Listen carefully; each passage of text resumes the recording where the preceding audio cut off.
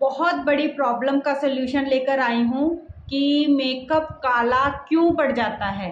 आज के बाद इस वीडियो को देखने के बाद आपका मेकअप कभी काला नहीं पड़ने वाला। सबसे पहले मेकअप से पहले हम जब अच्छे से सीटीएम नहीं करते, उस रीज़न से हमारा मेकअप काला पड़ जाता है। अगर हम सीटीएम अच्छे से नहीं करते, समझो इस बात को कि हमारे स्वेटिंग आ रही होती है, डस्ट होती है, उसको डीप क्लीन करना बड़ा ज़रूरी है। अगर आप उसको डीप क्लीन नहीं करते हैं तो हमारा मेकअप काला पड़ेगा ही पड़ेगा। सेकंड रीज़न, हम कभी भी अपनी स्किन टोन को समझते ही नहीं है। गोरा होने के चक्कर में हम क्या करते हैं, बहुत ही ज़्यादा लाइट शेड का फाउंडेशन यूज़ करते हैं, जिससे कि हमारा मेकअप काला पड़ जाता है।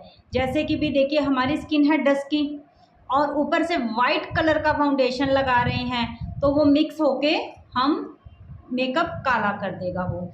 तीसरा क्या होता है, कुछ फाउंडेशन बहुत ज़्यादा ऑक्सीडाइज होते हैं। ऑक्सीडाइज तो सारे होते हैं, पर लेकिन कुछ फाउंडेशन होते हैं कम होते हैं, कुछ होते हैं बहुत ज़्यादा होते हैं, और हम सही फाउंडेशन चूज़ नहीं करते, उससे भी हमारा मेकअप काला पड़ जाता है। अब अगर मैं बात करूं इसके सोल्यूशन की ओर कि इसके सोल्यूशन क्या हैं, देखिए जो प्रॉब्लम्स हैं उन्हीं के साथ काम करना है हमें। सीटीएम सही से करो। सबसे पहले फेस वॉश हमें अच्छे से करना है। फेस वॉश कैसे करना है वो मेरी वीडियो में जाकर आप देख सकते हैं। टोनर अच्छे से करना है, वाटर बेस्ड मॉइस्चराइज़र और प्राइमर, यहाँ तक का प्रोसेस आपका बिल्कुल ओके होना चाहिए। अगर इस प्रोसेस में आपके कहीं ना कहीं दिक्कत रह जाती है, मेकअप 100% काला पड़ेगा ही पड़ेगा, इस चीज़ की मैं गारंटी देती हूँ। तो यहाँ तक तो आपने ठीक कर लिया। उसके बाद अगर आप अपनी स्किन टोन को नहीं पकड़ रहे हैं, आप अपनी स्किन टोन के अकॉर्डिंग फाउंडेशन चूज़ कीजिए, अपना स्किन टोन चूज़ कीजिए।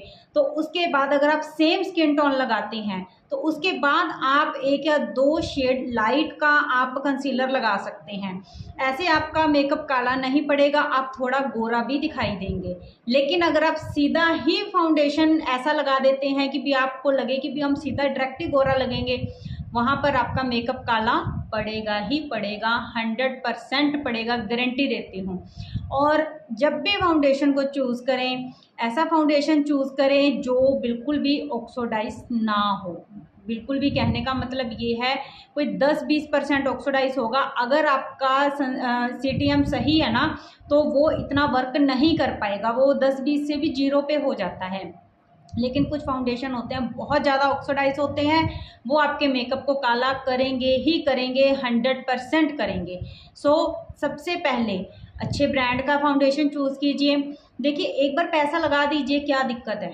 अगर आप कोई 1000, 1500, 2000, 3000 का फाउंडेशन ले लेते हैं तो स्किन तो आपकी है, आपको कौन सा किसी और के ऊपर यूज़ करना है, खुद की स्किन है यार। सोच के देखो एक फाउंडेशन कितने टाइम तक आपका यूज़ होने वाला है। हम 2-2, 3-3 हज़ार की ड्रेसेस भी तो लेते हैं, तो अगर हम उन ड्रेसेस के साथ आपका मेकअप ही अच्छा नहीं है तो उन ड्रेसेस का भी कोई तुक नहीं बनता। हम 10,000 की ड्रेस ले आएंगे, लेकिन एक 1000 रुपये के लिए हम सोचते हैं नहीं यार, उसको यूज़ करो।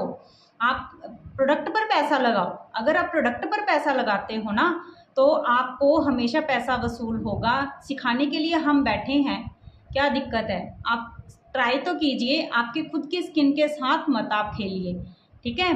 तो इन सिचुएशन को ध्यान में रखो। अगर आपका मेकअप इसके बाद भी काला पड़ जाता है तो मुझसे बात करो, अदरवाइज़ पड़ेगा ही नहीं। आप सही टेक्निक यूज़ करो। सही टेक्निक को सीखने के लिए आप मेरे पीछे वीडियोस में जाकर सीटीएम देखो। वैसे आप सीटीएम करो, आपका ज़िंदगी में मेकअप काला नहीं पड़ सकता अगर आप इन पॉइंट को चूज़ करते हैं।